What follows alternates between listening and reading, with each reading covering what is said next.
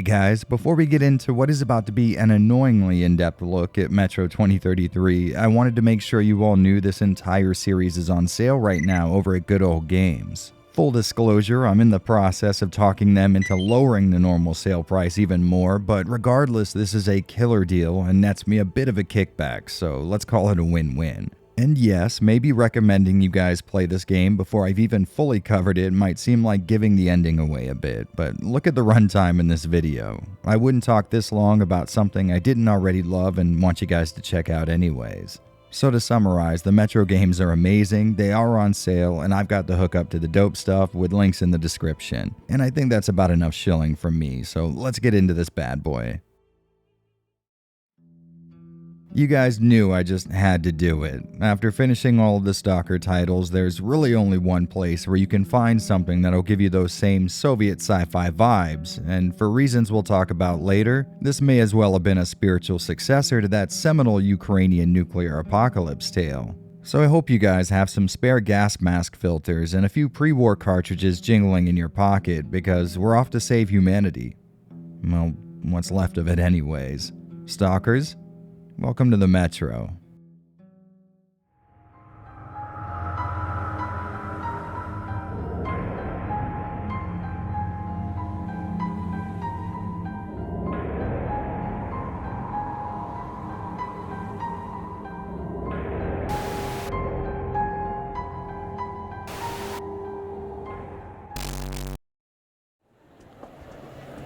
I got my rights, blade! Let me out of the station! And what the hell do you care if I live or die? I don't care, asshole. But I got my orders. Like I said earlier, Metro and Stalker may as well be one and the same, and I really do mean that. The similarities are all over the place, and it goes a lot deeper than surface-level visuals and a similar subject matter. After the Stalker games were finished, a lot of employees at Ukrainian development house GSC Game World felt like they weren't seeing their fair share of the franchise's success and decided it was time to try their hand at this whole game development business on their own. Which, might I add, was a pretty ballsy move since at the time GSC was the country's one and only major game studio. That coveted title, however, would not last very long. These ex-GSC staffers made good on their dreams, and when it came time to release something big, well, let's just say they knew exactly what process to follow. Stalkers. Listen, there's no getting around it. 4A Games basically ripped off every single aspect of Stalker's development from a design approach. And that's not even taking into account the fact that they maybe stole the X-Ray engine and possibly some other assets from GSC. On the plus side, they wrote a ton of new code and made it a lot less buggy than it used to be, but in all fairness, there are actual insects less buggy than that damned thing.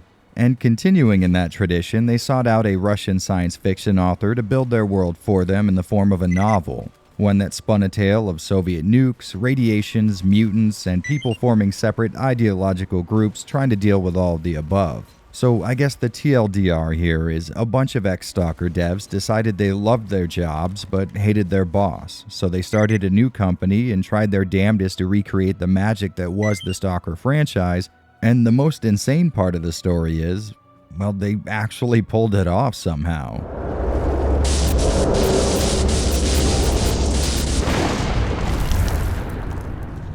Early demos and footage had the industry paying close attention to 4A, and a member of THQ who previously worked with these guys on the release of Shadow of Chernobyl was quick to snap the project up. And I think a large deal of that initial impression came from the fact that he knew from previous experience the kind of Slav magic that can happen when a small Ukrainian dev team puts their heads together to develop a video game with a heavy emphasis on atmosphere and world building. Speaking of that world, the license deal 4A struck was with Dmitry Glukhovsky, an author who had been generating a lot of underground buzz with his unfinished manuscript called Metro 2033. At the time they approached him, Glukhovsky hadn't even struck a publishing deal yet, but he felt the development team with a similar Soviet background would do the IP justice, and I think it's about time we found out whether or not Dmitry's trust was well placed. But before we jump into this game and its subsequent novel's story, there's one preface. Typically with these retrospectives, I like to have a game's original release serve as a majority of the gameplay footage you guys will see on screen, but in this one situation, it's a bit more complicated than that.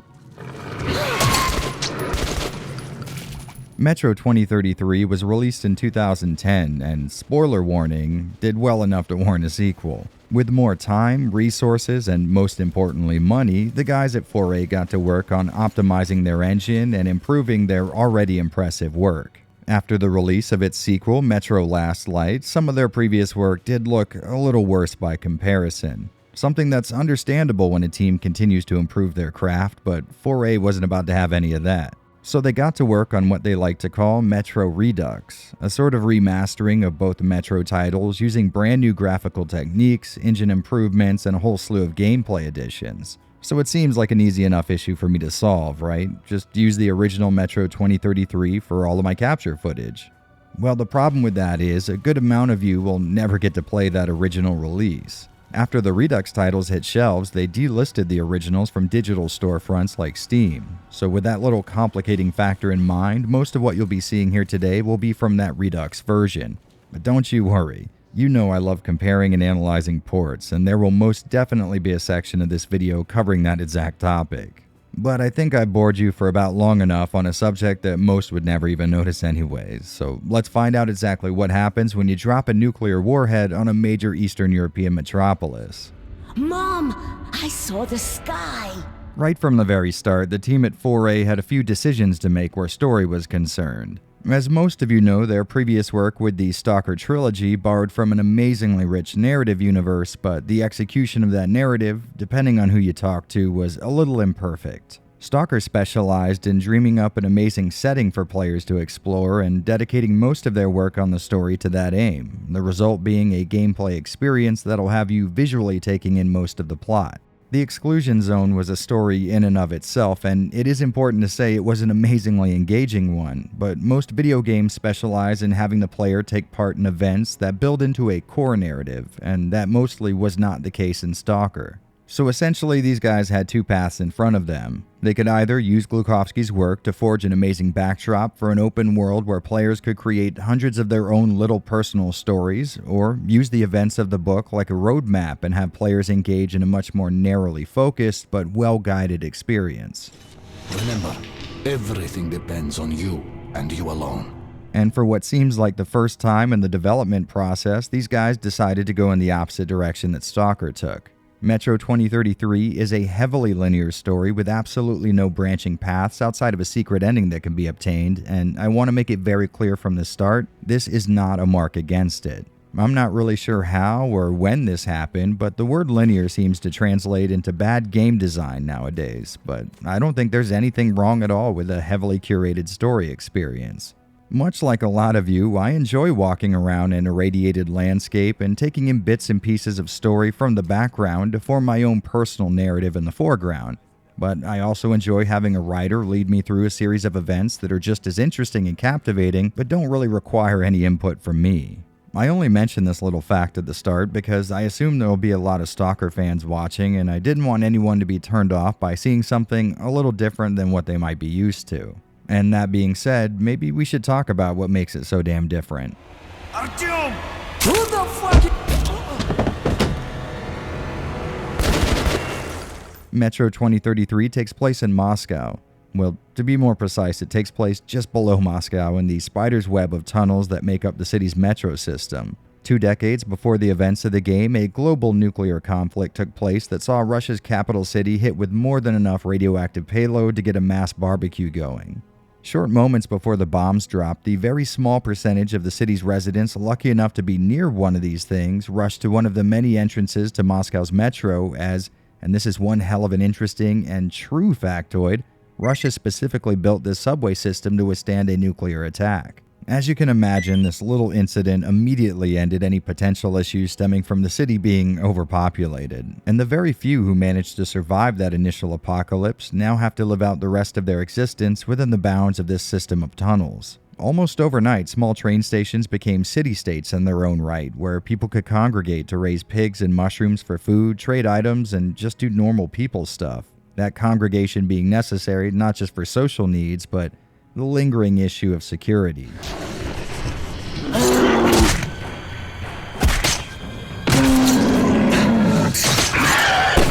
Thanks to the intense radioactive fallout caused by the nukes, nearby animals have been transformed into grotesque monsters, and now humans occupy a spot much closer to the bottom of the food chain than any of us would like. So now people group up to fight off the mutant horde while simultaneously battling the combined threats of starvation, infection, and the radiation just above their heads. Now it has to be said that we as a species can be pretty damn industrious. You give two people enough raw materials and it won't be long till one of them uses those materials to make some kind of a weapon and kill the other. And in a turn of events, no one's going to be surprised by this grouping of people with differing ideological values and needs has turned into a bunch of metro stations waging a series of cold and hot wars against each other. Given their limited access to firearms, the people of the Russian metro over the years have hacked together a pretty impressive arsenal of weaponry.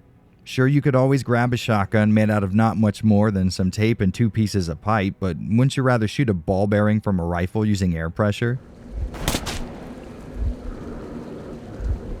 Needless to say, the residents of the metro aren't hurting for ways to protect themselves from mutant and human threats alike, but what they are hurting for is good ammunition. Being produced in these damp tunnels and not exactly having its pick of the litter as far as gunpowder goes, bullets nowadays just aren't what they used to be. Unshot cartridges from pre-war magazines grew to such a high demand that they eventually became the de facto accepted currency. And I don't know about you guys, but there's something really cool to me about the concept of people using ammo as currency. Sure, there's commentary to be read into there, but there's just something interesting about it past all that. Oh, we're Nazis, come here to take your station. Well, now that we've appropriately set the scene, the game starts by putting us behind the eyes of a resident of Exhibition Station, Artyom. Artyom, you awake at last, I see. This guy was just a kid when the bombs dropped, and he lost both of his parents in the attack, so this metro system is pretty damn close to all he's ever known. Lately, his home station has been under attack by some kind of new mutant threat that people have started calling the Dark Ones. These Dark Ones rarely leave survivors, but when they do, the resulting psychological injuries can often be worse than the physical ones. On one fateful day, a friend of Artyom's comes to visit. This guy Hunter belongs to a faction of military peacekeepers called the Rangers, and after seeing firsthand how close Exhibition is to falling to the Dark One threat, decides to do something about it. He tells Artyom that if he doesn't come back, to take his dog tags and let the other Rangers know what's going on, which works out pretty well as Artyom sort of always dreamed about going and seeing the rest of the world, both under and above ground. At the very start of his trip, Artyom finds that he's a little more resilient to the dangers of the metro system than most. Obviously, there are all kinds of threats down here, but not all of them are going to be of the corporeal variety. There are anomalies floating around, frying everything they come close to, and psychological dangers stemming from the Dark Ones and the residual emotional torment felt by the thousands of people who have died in these tunnels since the bombs dropped. So Artyom continues his journey, earning himself a bit of a reputation as a guy who's nearly invincible to the Metro's many weapons. All right, boys. Let's train to our friend Artyom, who goes right through monsters and anomalies alike.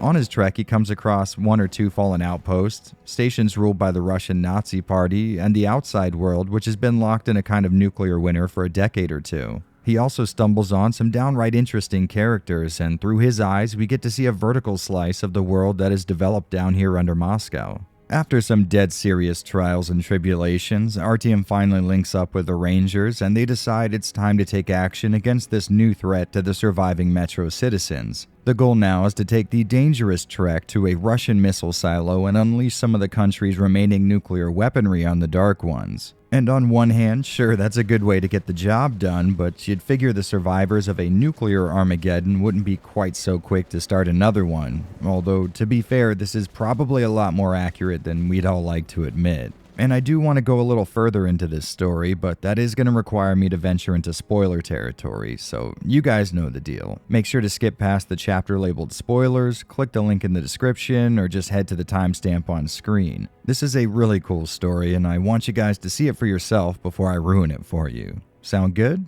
Alright, let's dive a little further into this underground world. Surrender and you won't get hurt. I swear.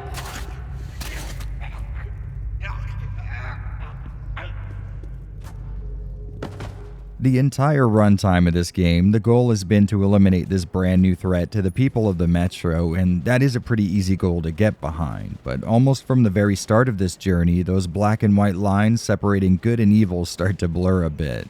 Throughout the game, Artyom will suffer from what we'll call psychological episodes. He'll lose consciousness and have visions of strange phenomena, and if you're paying attention, you might notice dark ones popping up just out of the corner of your eye, almost like they're following Artyom. And there's definitely one interpretation where that could be seen as a negative and further evidence of the threat these things pose to the remnants of humanity, but if you're looking in the right places, you might see things a little differently. Once Artyom gets close to achieving his goal, you get the impression that the visions you've been having across this adventure may well have been early and primitive attempts at communication. These Dark Ones are said to be an evolved form of humanity that are somehow able to survive topside, radiation, and climate be damned. So on one hand, yes, it is totally possible they see the remaining humans in this city as a threat to their own existence and naturally want to wipe them out. After all, they've been really doing a number on the people of Exhibition Station, but there might be another side to this coin. Maybe the Dark Ones are so evolved that their form of telepathic communication has the downside of driving normal people insane. Artyom seems to be one of the only people able to receive these messages from the Dark Ones, and even then they aren't exactly coming through as coherent thoughts. This story sets up a really cool seed of doubt just as you send the nukes to destroy these things through both Artyom's voiceover and the way they only really tried to kill him when they realized he was going to do the same to them. He's coming to destroy us.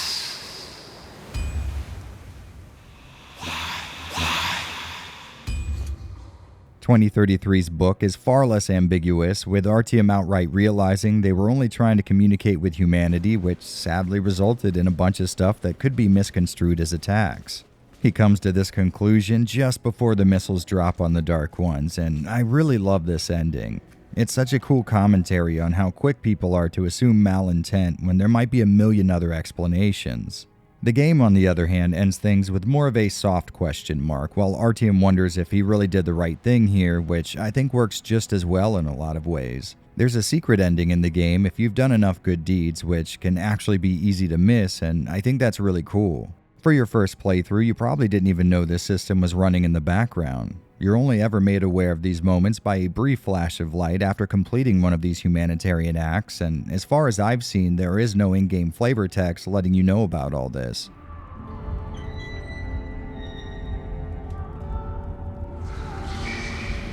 Then again, I do play this game without any of the heads-up display turned on, so I could be wrong about that. Well, anyways, if you've done enough good for humanity on your travels through the Metro, you're given a choice without really realizing it. You wrestle with the Dark One's mental attacks as you set up the machine needed to guide the nukes to their destination, and at this point, instead of blowing him away, you can shoot the guidance system instead. This sequence ends with the Dark One's reasoning humans may actually want peace, and Artyom gives a really cheesy quote from H.G. Wells. Of course, this is a great choice to have, especially since most of you would never even know it's there, but realistically, the canon ending is the one where Artyom realizes seconds too late that these things might just want to coexist with humanity. This secret good ending is great to have in the game, especially when it's pretty hard to access, but I can't deny that the bad one has a much greater narrative effect, or at least it did on me. And having said all that, let's bring back the rest of the survivors to put a bow on this little package. Okay, saddle up. По коням, ребята. So without spoiling what I think is a really good ending, I'll say that things at the end of Metro 2033 mirror things at the start.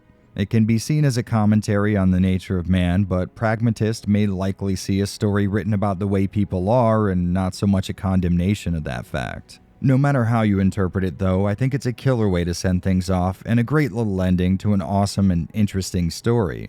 Before the game wraps up, you'll have several smaller and, in my opinion, just as interesting side stories come your way. For just a few examples, there's all this amazingly deep inter-metro politics going on all around you. The Nazis are warring with the communists, each one taking control of key stations in the metro, and then of course there's Han, who chooses to walk the tunnels no one else will. This guy knows full well how the death and suffering seen inside these tunnels can seep into the very walls and embed itself there. He's seen firsthand the kind of scars that can be left here, and there's this feeling that he kind of has one foot in our world and another there with the silhouettes, which are shadows of human suffering looking to drag the unfortunate down with them.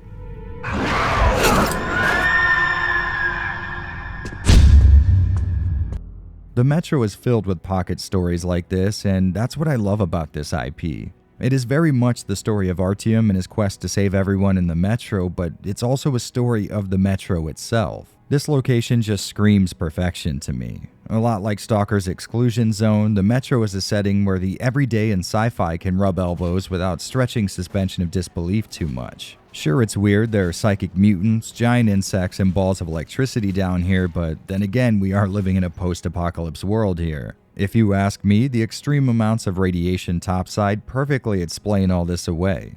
Like I said in my Stalker retrospective, radiation has always seemed like a modern-day source of magic to me. I mean, we all have at least a base-level knowledge of what it is and how it works, roughly speaking, but there's still this air of mystery and wonder about it. Thanks to that one element, the sci-fi in this story seems so much easier to swallow compared to others. The librarians and Nosalises should seem like aliens to me, but instead they look like two branches of an evolutionary tree I just wasn't aware of till now.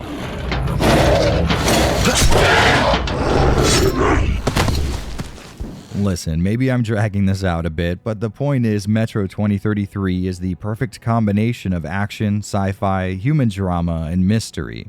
And I think the reason this game world feels so real to me is because its literary inspiration is likely one of my absolute favorite books right behind A Roadside Picnic. Metro 2033's book is an incredible read, and while I'd love to turn this into a book review right here and now, the good news is I don't really have to. Unlike Stalker's approach, having the game set in a world inspired by a combination book, movie, and whatever they came up with during development, 4A flat-out transcribed the book's events into the game as they existed, and the result is something amazing. I mean, sure, you're always going to have more time to describe things in a book, and the world seems so much more rich and realistic because you basically modeled it in your own head, but in the very small realm of book to video game adaptations, I have no doubt in my mind this is the most accurate in existence. Sure, there's going to be some elements missing here and there, but it feels like all the book's high points at least get touched on in the game. And in some ways, not having all that room for descriptive language can help the game have even more mystery and intrigue than the book does. Trust me, if you're even the least bit interested in this game, properties like Stalker, or just the idea of nuclear-driven apocalypses, Metro 2033 will be an amazing read for you.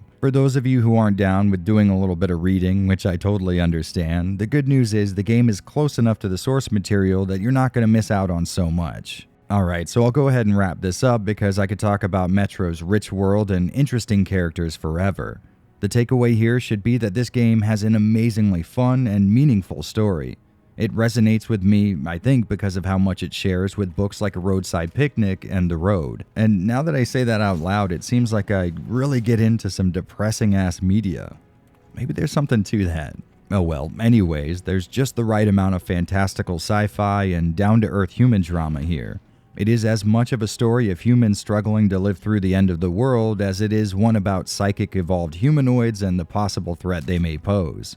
Once again, though, it's not so much the story that deserves all the praise here, but the world it takes place in. There's just so much detail dripping from every brick of this thing. Each human outpost feels like a real place people would live, and it seems like everything's been thought of. From what these people eat down here to how they go about waging war. People have old wives' tales about not listening to the sound the pipes make for too long lest you hear the sound of people faintly singing and be lost to the Metro forever. This is just an incredible place to set a story, and even if this weren't a great tale, although it very much is, it wouldn't even matter. The world of the Metro feels real and tangible, and if you haven't noticed yet, that's exactly what I look for in video games. Immersive universes far from my own, but close enough that I can still feel at home there. And if that's what you look for as well, then, well, you need to look no further. This is the proverbial last stop on the train that is the search for a convincing narrative setting. Metro 2033, both the book and the game, get a massive thumbs up from me, and that comes with a heavy recommendation to you guys. You really do have to see all this for yourself. Just make sure to stay on your toes and don't turn your back on a librarian. Trust me on that.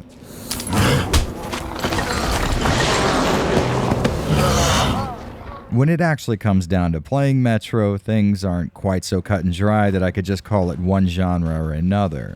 There's a lot to do down here in the Metro, but before we cover all that, we have to talk about some prerequisites, and since I'm not really sure where to put this, I'll go ahead and get out of the way early. I ran into an incredibly nasty issue running 2033 Redux on my gaming PC. At random points, the game would just crash to my desktop. Mostly what would just happen is the game would load the next level, but I had plenty that took place during actual gameplay as well. The shitty thing being, Metro Redux saves your progress as you load into a new level, meaning if the game crashed before that level loads, well, as far as it's concerned, you never got there, so you're going to have to replay that entire section again and get back to that loading screen, which may or may not crash again on you. Guys, believe me when I say I racked my brain trying to figure this issue out. I downloaded fan-made patches from dubious sources, disabled applications running in the background, the works. Nothing I came across seemed to do the trick until I stumbled upon a very, very small thread on Steam. It turns out the crashes I was experiencing were caused by 2 graphics settings. And yes, I know that sounds ridiculous, but here we are. Truth be told, I never had this problem with Redux before I got an RTX GPU, so maybe that's the culprit, but either way, if you guys find yourself with the same issue, just turn tessellation to normal in the video tab, and then head to the gameplay options and turn advanced physics off. Now that physics setting is a bit of a loss since it makes stuff like fog more volumetric looking and causes a lot more debris to be thrown around during firefights, but trust me when I say it is not worth the frustration it might cause you.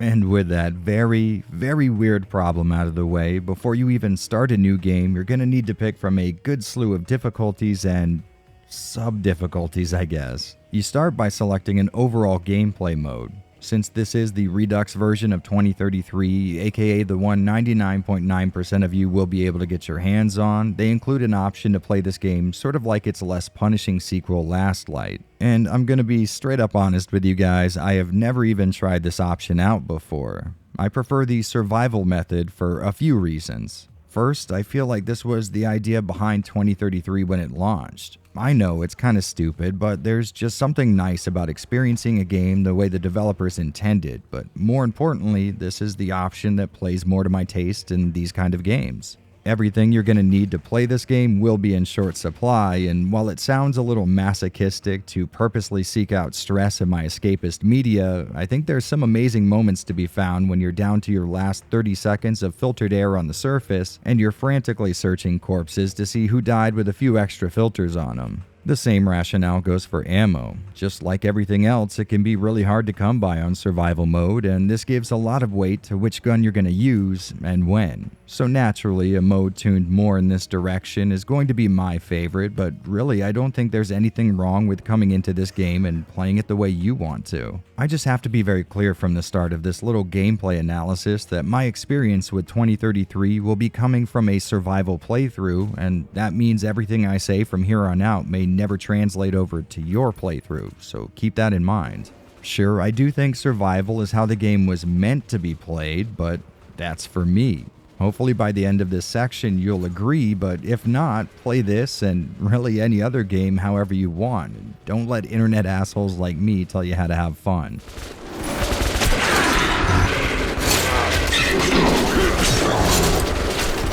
Once you've actually decided on your playstyle, you'll get a more traditional difficulty selection, and again, this is going to require some explanation. The game's normal mode is, well, exactly what you would expect. Pretty run-of-the-mill.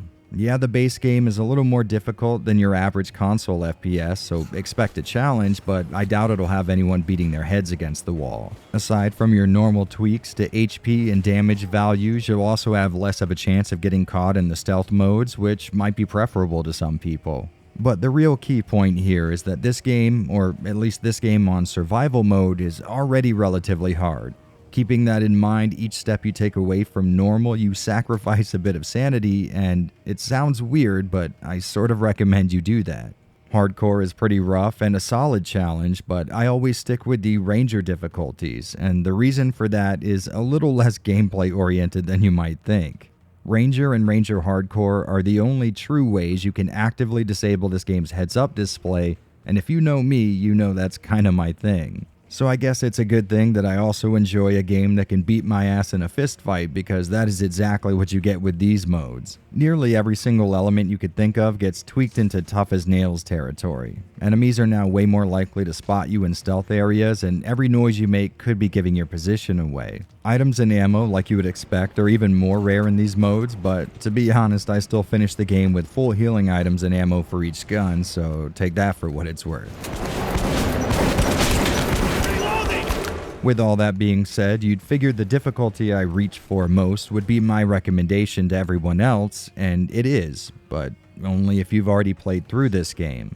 Turning off the heads-up display in a video game is all well and good. I'm always for it, but in this specific case, it means you'll be missing out on a lot of key elements the game was sort of built around. For example, if you hadn't played this game already, would you have known light sources like lanterns can be turned off so you can sneak by unnoticed? With no indicator besides good old-fashioned intuition, there's no real way for you to know you can knock people out with the use key if you're behind them. Sure, you could figure this stuff out beforehand or just play it and learn it as you go, but even then you won't know what can and can't be interacted with, and on these two difficulties, a good portion of your time will be spent looking for hidden resources. So if you're a new resident to the Metro, maybe don't handicap yourself from the start, and just go with hardcore. Believe me, this game is unforgiving enough as it is, and it doesn't need your help getting any harder. Okay, so now that we've spent nearly an entire page of this script talking about the two menus you'll see just after clicking that new game button, how does this all work together? Well, at its heart, Metro is a first-person shooter, obviously, but instead of your average focus on combat seen in other FPS titles, this game has you engaging in exploration, scavenging, and stealth a lot more than you'll be in any shootouts. And before we go on, we do have to address one pretty major factor in Metro's equation. This game is about as linear as the tunnels it takes place in, so the story is going to be leading you by the nose through its events with little to no deviation to be found. Every single set piece is heavily scripted, and you'll almost never be doing something the developers didn't account for. Now, that may sound like a complaint, but I assure you it is not. Open world hijinks can be very fun with all of its randomness, but there is just as much fun to be found in a heavily curated and directed experience. I know a lot of reviews for this game really nail on the point that it's linear, but it kind of feels like the difference between taking a guided tour of a museum versus just showing up and walking around. Sure, it can be great following your own path and figuring things out for yourself, but there's also value in letting someone calculate the optimal route for you to see and do all the cool stuff there is. The game starts off with what should be a relatively straight line. Get your ass to Police Station and let the rangers know what's been happening at Exhibition, but your literal first step out of your home station will have that straight line looking more like a modern Gore Slam logo. Every new destination you mark on your map turns into you getting chased through abandoned tunnelways by some ungodly horror, or stations in the middle of a mutant takeover, and in that sense I would say the game does an awesome job at making progression feel frantic and organic at the same time. Sure, the game is programmed in one and only one way, but if you're following the story and getting immersed into the game world, these won't feel like scripted moments, but instead the random events that can take place in a setting where something like this is flying around unchecked. You also get the added bonus of seeing a great variety of locations. I mean, yeah, most of them are going to be at a metro station, but you'd be surprised how many cool spots there are down here to explore. Progression seems to be broken up into two parts. There's the trek that'll get you to your destination, which either takes place in the tunnels between points A and B or the streets above, and once you've arrived, there's the business of making your way through and out of said station. In my opinion, the walks around the tunnels are actually really great, but people more focused on gameplay than atmosphere and world building might get annoyed at the amount of time they'll be following an NPC around while expository conversations take place. Personally, this never bothered me too much because I really like this world and want to see more of it, but really there's another reason. These moments in between destinations will always be filled with tons of potentially hidden loot. So while I sit here and try to look all cool and narratively involved, realistically my NPC partner will just start talking my ear off while I typically disappear down some dark subtunnel, hoping to find a dead body stuffed to the brim with shells and throwing knives. Here in the Redux version, they've added keys that can be found which will unlock safes that are scattered everywhere. Both the safes and the keys can be easy to miss if you're not really paying attention, and I feel like this is a great way to reward the kind of exploration I was going to be doing anyways. After the tunnels or Moscow streets have been thoroughly explored and looted, you have one of three possible outcomes. This new location could be a place meant to move the story along, meaning you can find a few secrets, refill your ammo pools, and customize your weapons before you're off to the next place.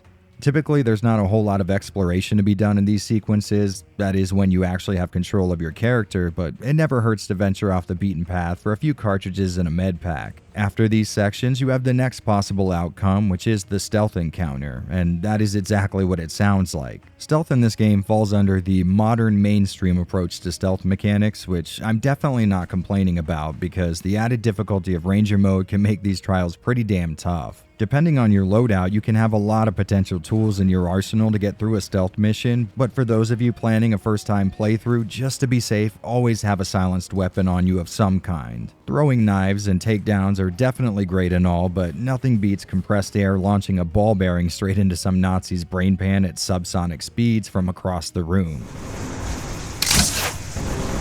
In these sections, you'll find homemade traps of every kind, debris which can make noise bringing unwanted heat down on your head, and a tense soundtrack that heightens that nervous feeling to an insane degree.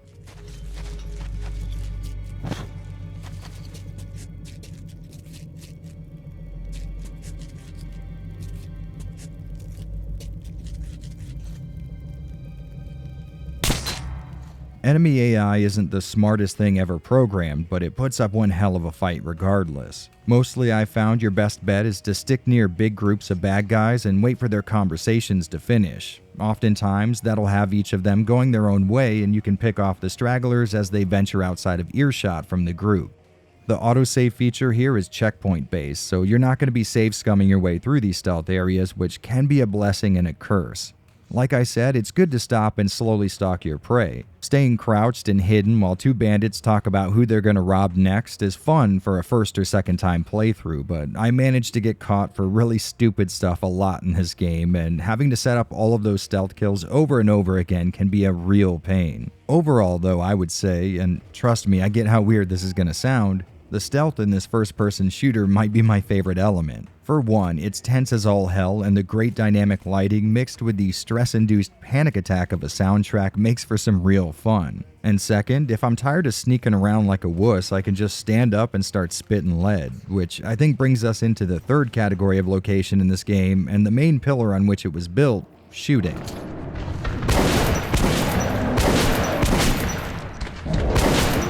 So, is the shooting good or not? Well, I wish I could give you a simple yes or no answer on this one. I mean, it should be easy, but there's really two answers to give, yes and no. When you're popping up from cover and trading fire with the Metro's many surviving humans, things run perfectly. Each firearm in the game has very clear positives and trade-offs, so you might switch from one to the other based on all kinds of factors. But most importantly of all, they just feel great to shoot. There's a nearly haptic feedback to the shooting in this game, with stuff like screen shake, gun kick, muzzle flash, and sound effects all coming together into a gunshot you can almost feel through your keyboard and mouse. Further adding to that plus are enemy reactions to those shots on the harder difficulties. Most people in the Metro only need a shot or two to permanently end on Ranger difficulty, with only heavily armored foes requiring more than a single trigger pull. But more than that, I think it's their animations that sell the effect. They're very fluid and expressive, and they help sell each shot like it has weight and consequence. And I wish that's where I could stop, but sadly it's not. In exploring the Moscow Metro, you might on occasion have to plug a few post-war mutants, and this is where the shooting in this first-person shooter really falters. On the harder difficulties I was just praising for their added benefit to the shooting mechanics, mutants can take way more punishment and deal out even more of it themselves. But there are two factors working in tandem with the added toughness to make for a less than fun time. First off, the additional strain these things cause on your ammo supply in a difficulty that's already keeping resources from you can be staggering. Like I said, they can take a buttload of lead to take down, and in a Ranger playthrough you may not be able to afford that kind of encounter. And yeah, I do know what you're thinking. No, you cannot avoid these fights. Sure, most of them do go down with one or maybe two headshots, but that process is made incredibly difficult by the second element at play here. They're amazingly fluid and dynamic animations. An element you'd figure someone like me would be praising, and most of the time you would be right, but in this one scenario, it's not so much the case.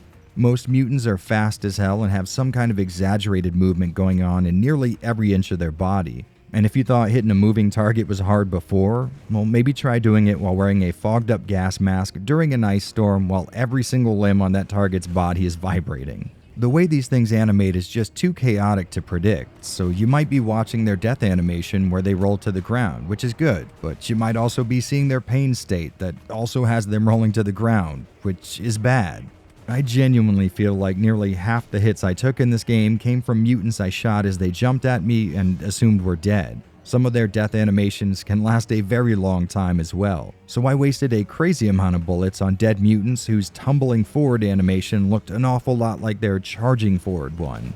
Headshots are just an absolute ass to get in the heat of what will often be incredibly close quarters fighting, and when you do get them at a distance, you often have to wait till a long animation finishes till you can take your eyes off them. And realistically, by the time you've confirmed they're actually dead and not just in a hit stun, the rest of the fight has likely made its way right to you. Nearly every death I had in this run came from the few sections where I had no choice but to shoot it out with these things, and that really sucks because the human-on-human firefights were so damn enjoyable. Maybe if the mutants didn't hit like Mack trucks or move faster than cheetahs, they'd be a little easier bullet sponges to shoot at, but as it is, a playthrough on harder difficulties can feel almost broken thanks to one or maybe two scenes in the game. The good news being the positives here far outweigh the negatives. You will almost always be able to persevere through these fights using either skill, dumb luck, or both in my case, and your reward will be continuing to engage with all the things Metro gets so right. For example, its interactivity. Now, I know when I just said that, you automatically assumed that meant being able to interact with your environment, and while yeah, that is a thing, I was more talking about interacting with your gear.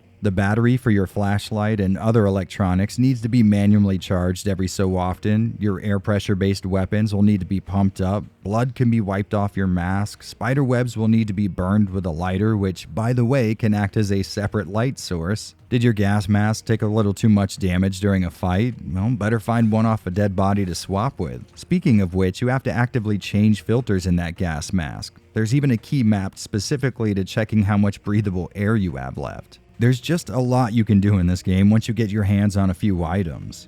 Reload animations also play into that same role, really making each gun feel tangible and weighty.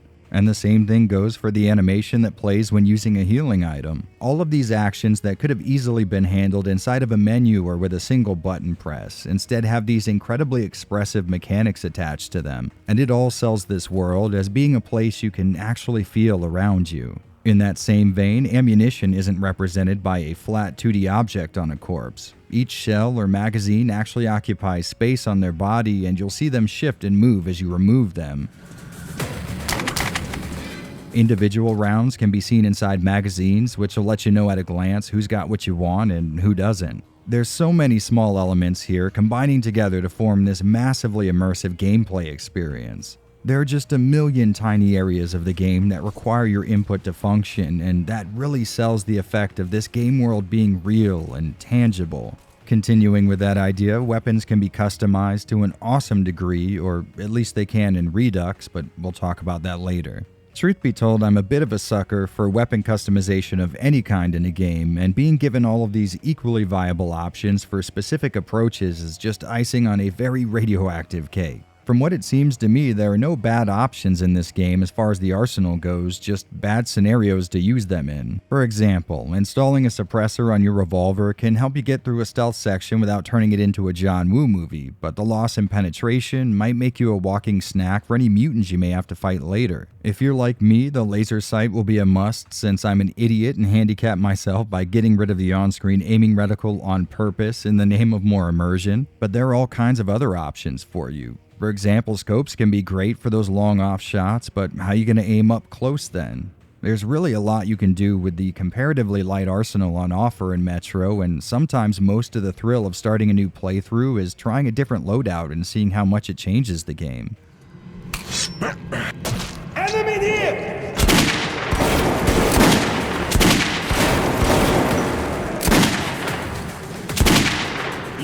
It's not all good though. On the opposite end of things, there's this one area that mutants have recently infested and you want to get through.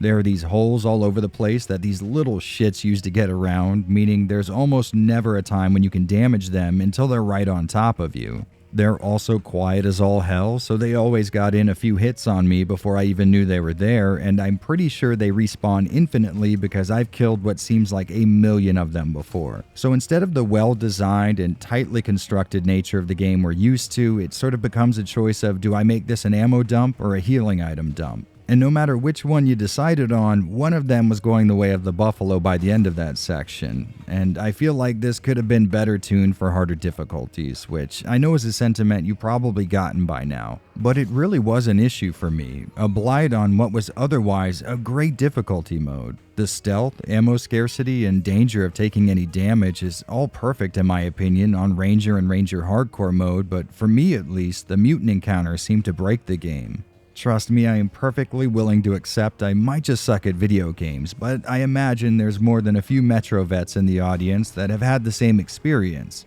And by the way, I better not hear one single word in the comment section about blowing those holes up with pipe bombs. I tried that.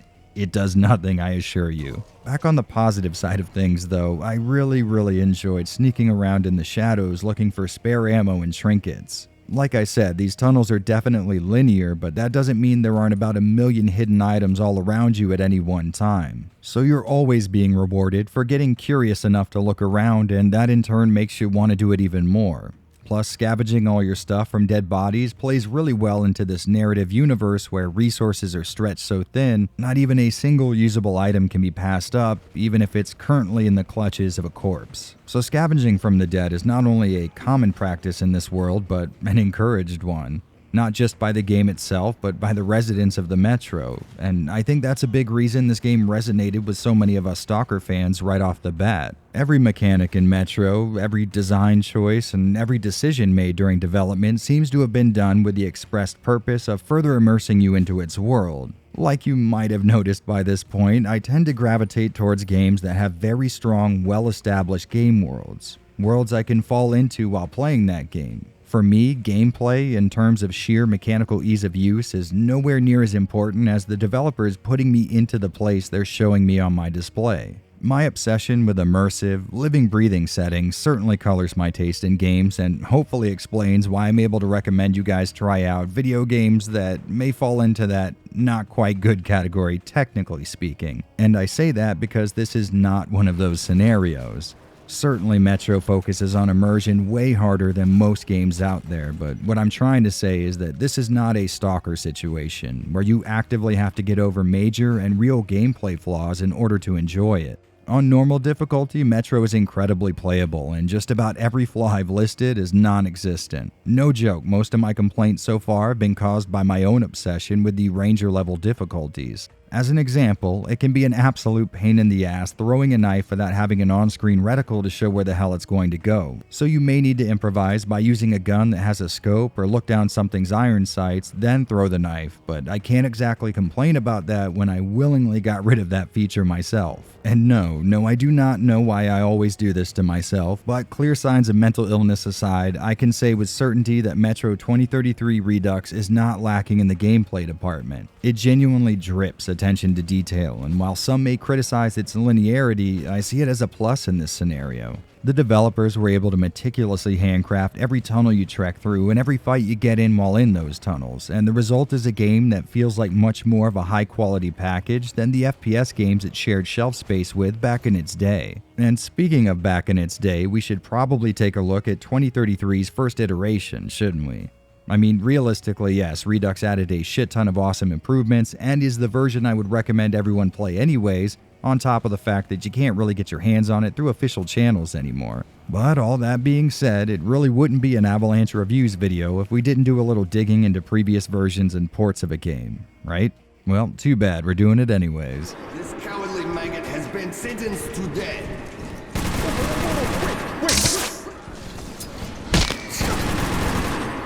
Metro 2033 getting a Redux version released might lead you to believe that the original was flawed in some way that needed to be fixed, but honestly, getting back into it for this video, I was surprised to see how well it still holds up today.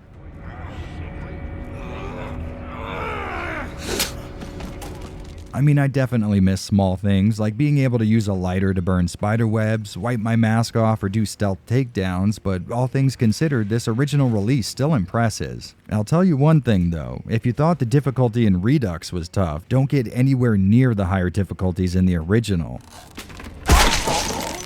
In just the regular hardcore mode, I found I was getting spotted a lot in stealth sections, and when I did, firefights were a death sentence. So I can tell you one thing without a doubt in my mind, if you're looking for a brutal challenge and Redux just doesn't hold up, you have to try the original. It is insane. Also, weapons can no longer be customized freely, so if you want a silencer for your revolver, you're going to need to buy a whole new revolver with one already attached, which can definitely make getting a good loadout pretty damn tough in the early hours of the game when you've got next to no cartridges on you. Other than that, the Redux version adds a few extra secrets here or there and makes slight expansions on some select maps, but overall, like I already said, the original release of the game still holds up surprisingly well. In fact, I'd say it sort of acts like a Metro 2033 hard mode for those of us that like a game that kicks our teeth in. So if you end up picking Redux up after this video but find it to be a little too accessible, well, 4A's got you covered. Sadly though, the only legal way to have this game in your digital library is to have already bought it when it came out because it has since been delisted, but you're an enterprising crowd and I'm pretty sure you'll figure something out. Ah, shit. As you guys may have noticed by now, I've been comparing this game to Stalker a lot, and that's not just because these guys also made Stalker. It's because both games follow in that same spirit of making slight tweaks to the first-person shooter formula, with the result being a game that on the surface looks pretty boilerplate, but operates on a much more technically impressive level than any of its peers. So what does that translate into in plain, understandable English? This game is an incredible time. Every single time I install it, I always end up getting re-impressed with how much it's able to wow me. Truthfully, I'm not really a big stealth guy, or for that matter a massive FPS fan, but there's just something here that hits different than anything I've ever played before. As a warning, some of you newcomers may want to try the normal difficulty first before banging your head against the brick wall that is Ranger, but no matter which option you choose, you will have in front of you a title that is more revolutionary than I think most people are willing to admit. It blends perfectly the quiet, contemplative, DIY nature of Stalker with the heavily curated, balls-to-the-wall action of a modern Call of Duty title, and that is a pretty damn hard task to pull off. So hats off to 4A for landing an absolute knockout with Metro. This is one of the most fun and viscerally immersive titles I've ever laid my hands on, and if we're going on gameplay alone, it is massively impressive. But you guys know me. Actually interacting with the game tends to be pretty low on my list of priorities. How it looks, though, that gets me a little more interested.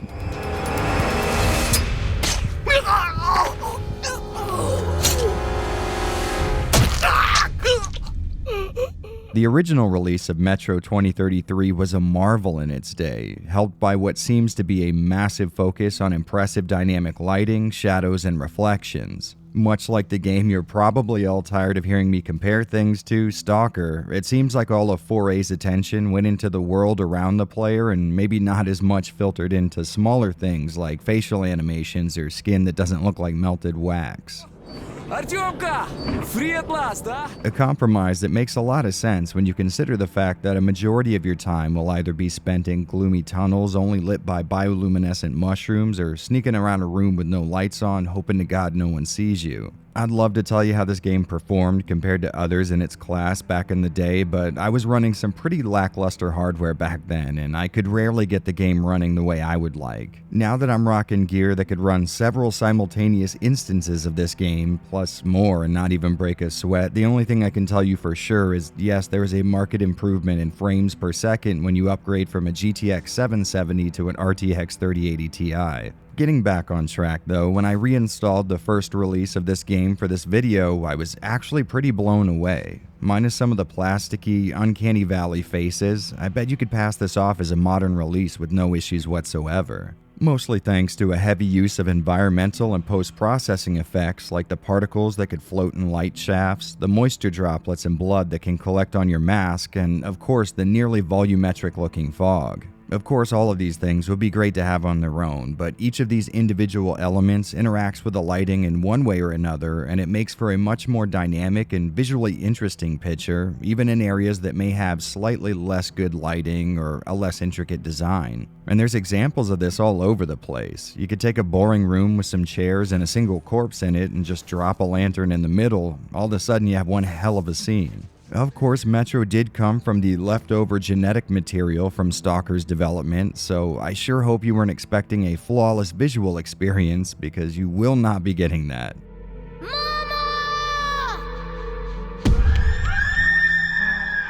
You'll see odd stuff going on all over the place in the Metro, and only some of it can be explained by radiation or anomalies.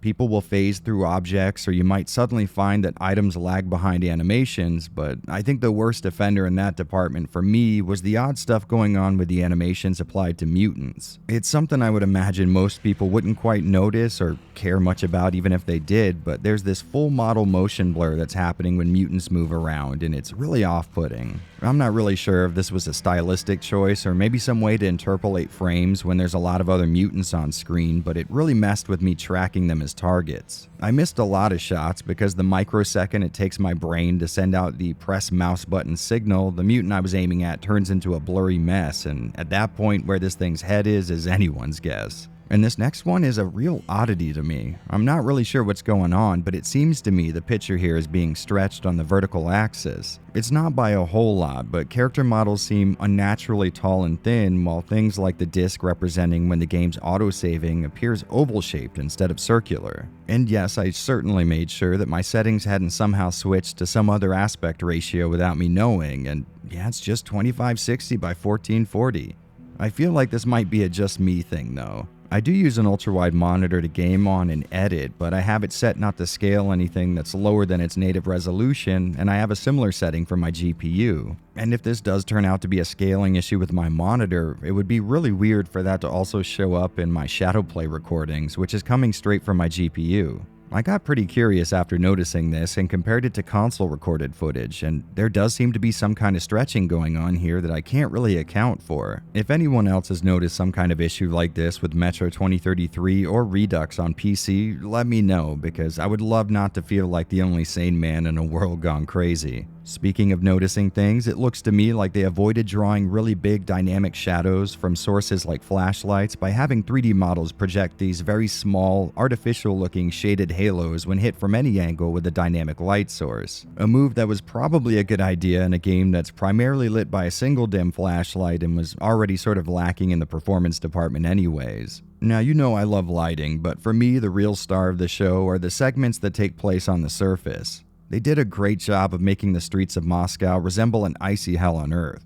Weather effects are great, and the particles of snow flying around really seal the deal. The only downside being very simple ice and snow textures making up the ground you're walking on. But I think that's just another feather in 4A's cap. They may not have had the most detail-rich, high poly count models and textures you could think of, but they lit them in a way that really masked a lot of their shortcomings. The only reason I took note of this outside is because everything out there is flooded with down-firing light when the sun's out, so the great-looking shadows that usually mask a lot of this stuff couldn't really come into play. The effect applied to your gas mask after it's seen some use is perfect in the sense that it's just a small element that helps further your immersion into the game world and walks that razor-thin line between cool effect applied to most of the screen and getting in the way of actual gameplay. It would have been real easy for these condensation and cracked glass effects to get in between me and some good first-person shooting, but just enough of the center of my view was free of distortion, so it never became an issue. What does tend to have that effect, though, are the screen blurs and red mesh that comes with taking damage. Not only is it a real pain in the ass to capture good-looking footage for a video when a good portion of your playthrough was spent looking through a jar of strawberry jelly, but when you get swarmed with no solaces, this can really obscure your view of an already hectic situation.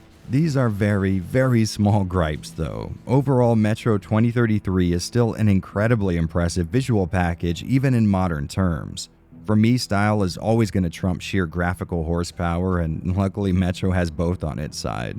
The general design of the world feels appropriately dirty and slapdash. Everything from the guns you used to the shantytowns erected in what used to be a subway station looked like they were put together with just the right combination of duct tape and good old-fashioned necessity-based innovation. This is a world that has lost most of its ability to manufacture new things, so everything you see around you was likely hacked together out of some kind of recycled material, and I just love that. And hey, if you liked all that stuff, the good news is that most of it made its way over to the Redux version. Yeah, I said most of it. Talk about one hell of an ominous lead-in. Doctor, could you check my prostate while you're at it? I'm pissing kind of funny. It's glowing. Must be the radiation, huh? Before getting into the stuff that was left behind, I think note one on the Redux side of things should be how much more efficient it is to run than vanilla 2033. Like I said before, I always had issues running Metro when fights got tense and several environmental effects combined with dynamic lighting and a whole lot of on-screen mutants. And on nearly that same exact PC, I was able to get a more steady frame rate without sacrificing a whole lot of graphical settings here with Redux. Obviously, it's always good to have something run better, but I don't think they did this for PC players. This was clearly a move for getting these games running on consoles, which is also okay, but there were a few sacrifices made in order to get to that goal. One of those sacrifices being something I may not have noticed myself if it weren't for a comment on a recent stream here on YouTube. I had it in my head these two games were basically the same aside from a few improvements on the Redux side of things, but that turns out not to be the case. After going back and comparing with the original, the lighting in Redux has been taken down several notches, and as a result, well, remember that analogy I made earlier about a boring room being brought to life with convincing shadows and colors coming from light sources? Well, now you just kinda have that boring room a lot of the time. To be clear though, I'm not saying Redux's lighting looks bad, because it most certainly doesn't. It still does an admirable job at setting tone and providing semi-realistic visuals. It's just that the lighting in the original was so much more impressive by comparison. Okay, so I'm not exactly an expert with a lot of this stuff, and I don't know the terminology very well, so I'll try to explain things in terms that make sense to me. In my opinion, the OG release of 2033 has a lot more contrasting visuals than Redux. What I mean by that is dark scenes are much darker and light sources light up that dark space much better, causing a lot of hardline separation between the two. Even when you get a scene in Redux that's darker than one in 2033, it isn't dark in the same way. In the original, darkness came from the absence of light and the contrasting nature of the few light sources in some areas. In Redux, the dark parts are just grayscale, lacking any kind of shadows, which has a lot of scenes looking flat and lifeless by comparison. Light shafts in the original seem more defined, and the boundaries between them and the dark parts of the screen seem very distinct and separate, leading to 2033 having what I like to call classic PC game lighting. See, back when I was coming up, games like Doom 3 represented the pinnacle of video game lighting. Dark, velvety, inky black levels split by equally bright dynamic lights. Of course, if we're speaking realistically, the more blended, soft nature of the light sources in Redux are more true to life, but the 2000s PC gamer in me just prefers the more harsh, defined nature of 2033's approach. But lest you think I'm just here to insult Redux, the issue is actually the inverse as far as facial and skin lighting, which looks much better in Redux. Of course, we could lie to ourselves and pretend like this was a stylistic choice made to keep Last Light and 2033 in parity with each other visually speaking, but we both know this was a move made to make sure the series could continue running better and more smoothly on home consoles. And that really sucks, because there is a bit of the visual mood that just isn't present when you remove the amazingly dynamic colored lights from the original. And again, this doesn't necessarily equate to an overall worse look, it's just not as pleasing to my eye, and I think a lot of people would agree. Keeping with Redux, despite where it falters a little, there are aspects here that make up for some of my complaints with the original. Textures are now much more high-res looking, and some of the more bland sections have been beefed up a good bit. Cutscenes from 2033 original that used third-person camera angles were cut, replaced with ones using a first-person view, which is actually really cool and further adds to the immersion factor. The only issue being they left the ending cutscene untouched, which feels really lazy to me. Not only does this CG have a different look from Redux, visually speaking, but it's a pretty low-res video file compared to what we've seen so far in the game, so it really stands out. And lastly, one complaint I've had from the get-go with this remaster is just how soft the picture is. OG 2033 had so much of a sharp, almost alias look to its visuals, while Redux is just a tad muddy looking to me. Okay, so I know this hasn't exactly been an overly positive comparison so far, but I don't want to give you guys the wrong idea. There are definitely aspects of Redux that are very clear improvements on the original, and thanks to that, in some scenarios, one may look better, while in others, the roles may be reversed.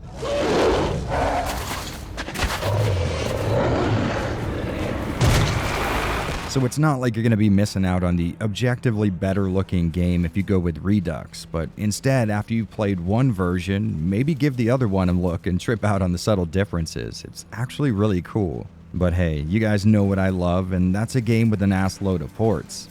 Luckily, that's exactly what's going on here. Metro 2033 and Redux were collectively released on 8 platforms, and I just so happen to have access to most of those releases. So let's check them out. Let's move our asses, or would you like to enjoy their company a little more? Hey, watch your tone. And you know what? To hell with saving the best for last. Let's cover my biggest surprise out of this list right up front. Now, it's no secret that I've been known to talk a whole mountain of shit about the Nintendo Switch, and most of that animosity comes from how underpowered it is and how many ports it keeps receiving. And it doesn't help that what I'm about to say are hard facts and not my opinion, but everything from ports to first-party titles on Switch are known to routinely underperform and struggle to even run in diminished resolutions below 60 FPS. So imagine my absolute surprise when the Switch port of 2033 Redux maintained its hard 30 FPS target the entire time I played it. I was genuinely blown away when I realized I was playing a Switch game and it wasn't dropping tons of frames during gameplay. Apparently, this port makes use of some new tech that'll let the game dynamically lower and raise its internal render resolution as needed, and I can confirm it definitely gets the job done. I truly didn't notice a single instance where the frame rate in-game dropped at all. But, of course, there is a downside to this sorcery. The result of a lower render resolution, even if your Switch is set to 1080p output, means you'll effectively be getting a 720p picture scaled to 1080p, and that's at the best of times. When the Switch starts to struggle, you can definitely expect that resolution to dip even further, something that's incredibly noticeable on a big TV, but actually not much of an issue in handheld mode on the Switch's own screen. From what I can tell, lighting and shadows haven't been scaled back noticeably compared to other console ports, although I'm sure in some areas they have. But overall, the trade-offs seem to have reached an equilibrium with the upsides, so if you are planning on playing a little Metro Redux on a console, and this does feel odd coming out of my mouth, but yeah, the Switch port is a great option. Sure, 30 frames per second and a softer picture is not ideal for a shooter, but you really can't do any better than this on a handheld platform I can get my hands on, and the concept of exploring the Moscow Metro system on the go is inherently pleasing.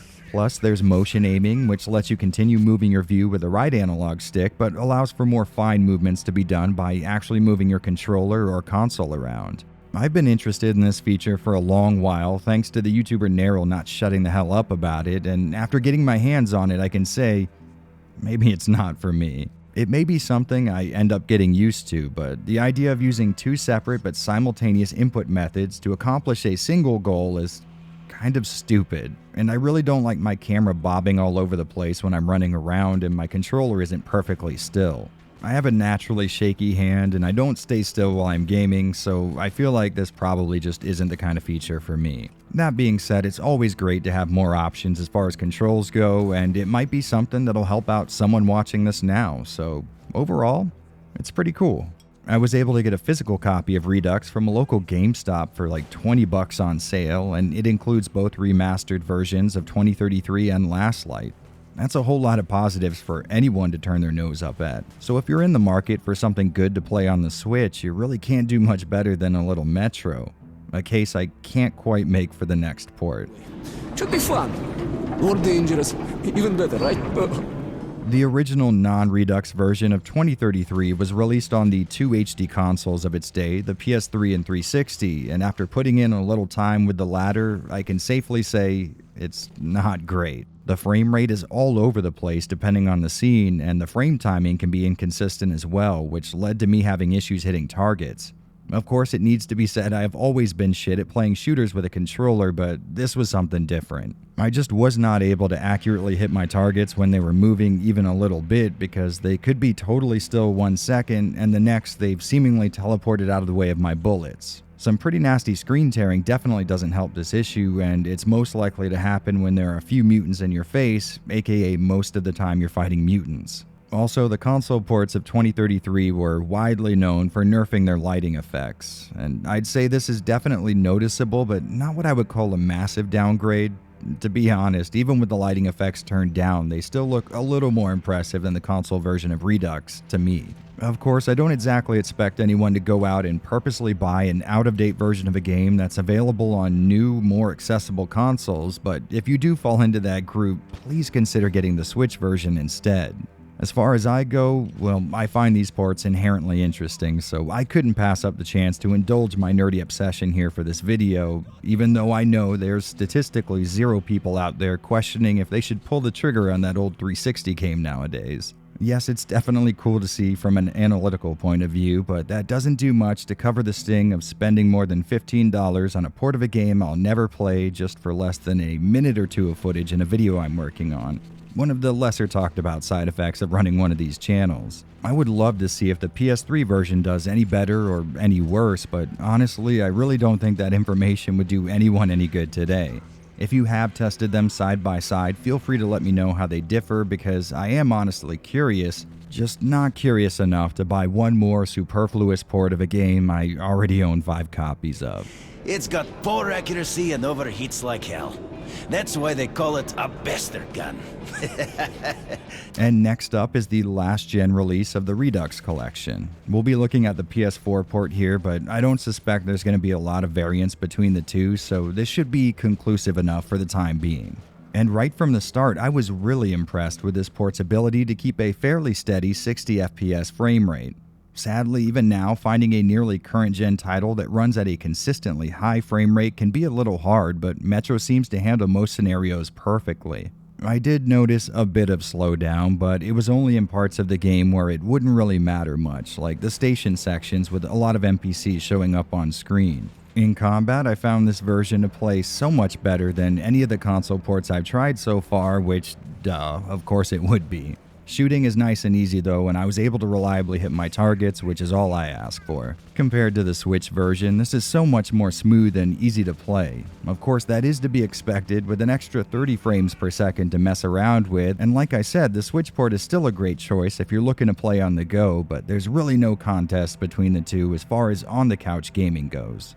As you might expect, some of the lighting effects have been significantly toned down in order to ensure that 60 FPS lock, and looking at PC and PS4 back to back, it's pretty egregious, but in-game I don't think it's going to turn anyone off too much. The overall picture here is surprisingly smooth too, which means they've got some form of anti-aliasing running in the background, something that's pretty impressive for a game that looks and runs this well. When I started a new game, I found the default stick sensitivity to be a little too low for my liking, but other than that, it was a nearly perfect time. Everything feels like it should and plays just like it does on the PC. In fact, if I were going to sit down for a little Metro in the living room, this is without a doubt the port I would reach for. So it seems to me this PS4 release is the way to go. Not only is it impressively good looking, even for a PS4 title, but it runs well enough that those good looks don't get in the way of some smooth gameplay. Prepare for a surprise, big boy.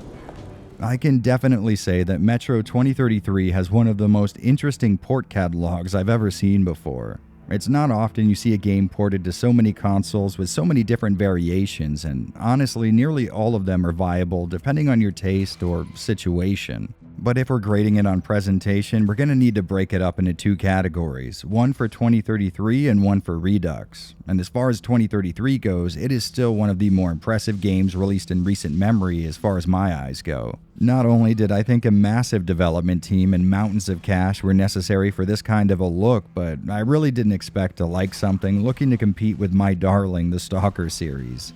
Going off of sheer hardware-stressing presentation, 2033 deserves appreciation for all the complex effects they were able to not only implement but also include in console versions, something not all that common back in the 360 era. The case for Redux, however, is perplexingly less impressive. Of course, some elements of the game have been nerfed for what I think is an obvious try at console optimization, and that does suck, but I would be much more upset if they hadn't traded that off by making so many improvements elsewhere. So there's definitely a lot of good to consider here, but there's still an issue. This isn't some standalone game that we can judge in a vacuum. It's a re-release or remaster of a game that was previously out, and I don't think it's possible to measure up one without looking at the other. If you are, however, judging it on its own, as if 2033 never existed, yes, it is incredibly impressive. That being said, as the only version of the game most people will see bearing the Metro 2033 title, it does its job remarkably well. In fact, if you're like me and haven't played the original release in a long time, you might be forgiven for thinking not much has changed here at all. And really the most important takeaway here is that no version of Metro 2033 I've tested is a bad way to play the game. I mean, yeah, the 360 version's pretty shitty, but in the context of other PC to console ports at the time, it's a lot better, trust me. This is on its own a great gameplay experience, and that experience remains roughly unchanged across all of its ports, so I can't really say which one you should go for since each one kind of serves a slightly different purpose. But regardless, let's get all of the contenders in here for a little side-by-side action. As you would expect, the PC ports of 2033 and Redux are best in class for their respective releases, but really the console ports are nothing to scoff at. The Switch version may immediately jump out as being softer and more smudgy looking, but I can personally confirm this picture looks much better on the Switch's screen in portable mode, which is likely the way you'll be playing it. Obviously though, the PS4 port is the king of the console releases. Its amazing performance and sheer parity with the PC version is genuinely praiseworthy. It may suck 4A took a bit of a hacksaw to their original vision so they could make a console version of that vision, but they deserve a little recognition for actually making that approach work as well as it does. And it would be a little dishonest if I didn't also mention the stretching issue I have on PC. Again, I'm not sure why it's going on or if it's limited to my setup, but go in knowing you might have a slightly thinner picture than normal. Regardless of which port you choose though, you are guaranteed an amazing visual experience. With a guy like me, it can be very easy to get lost in engine specs, fancy lighting techniques, and post-processing effects. All things, by the way, you can find in spades here, but I also have to stand in awe of the sheer artistry on display. Once you strip away all the fancy graphics, you still have a solid core of well-thought-out and visually interesting ideas. The Russian metro looks so damn convincing with its decades of piled up trash and human remains, and the look of the nuclear winter-ravaged Moscow streets are just to die for. All over the place you'll find interesting design choices that help give Metro a look and feel really all of its own. Okay, so I know I've talked a lot about Stalker in this video that's supposed to be about Metro, but allow me one more comparison because these two are so similar in the way that they represent real-life elements in their own stylized way. Metro has that same Stalker approach to creating its own personalized visual fingerprint, and it's a style that I'm glad stays with the series as it evolves. So if there were some kind of a grading system I went by, Metro 2033 in either of its forms would be a perfect score. Trust me, you can worry about anything else when trying Metro 2033 out for the first time, but a subpar presentation need not be one of them. Bastards.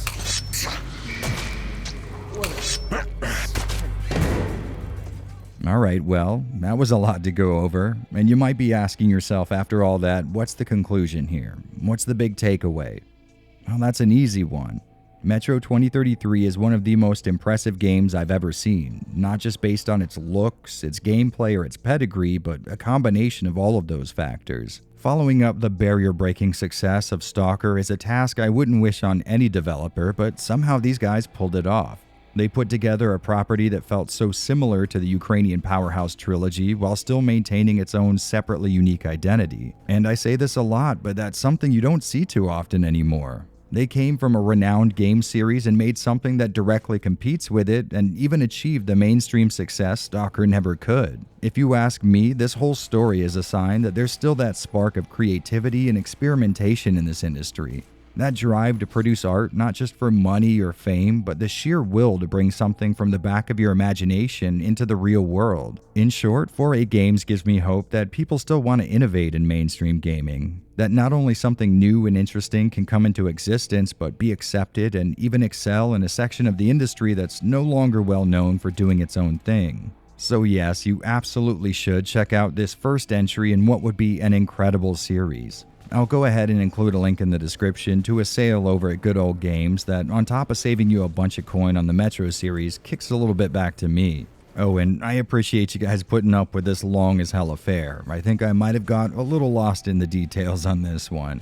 Well, the good news is, coming up next, we'll be checking out 2033's sequel, a game that tends to draw a little more ire than its predecessor. Hopefully, I'll see you all then, but no matter what happens, stay safe and happy hunting, Stalkers. I know this tunnel, and it knows me. Let's move. Hey, thanks for hanging in on this one, guys. If you enjoyed the in-depth treatment here, I've got a few videos linked on screen you might get into. And if you fancy a little more Metro action, again, there's links in the description to a Good Old Games sale where you can get them for cheap. Outside of that, you guys know the deal. There's a Patreon or channel memberships if you're looking to support more of these, or just leave a comment letting me know how I can make better content in the future. And I think that's it, so peace out, you beautiful bastards, and I'll see all of you next time.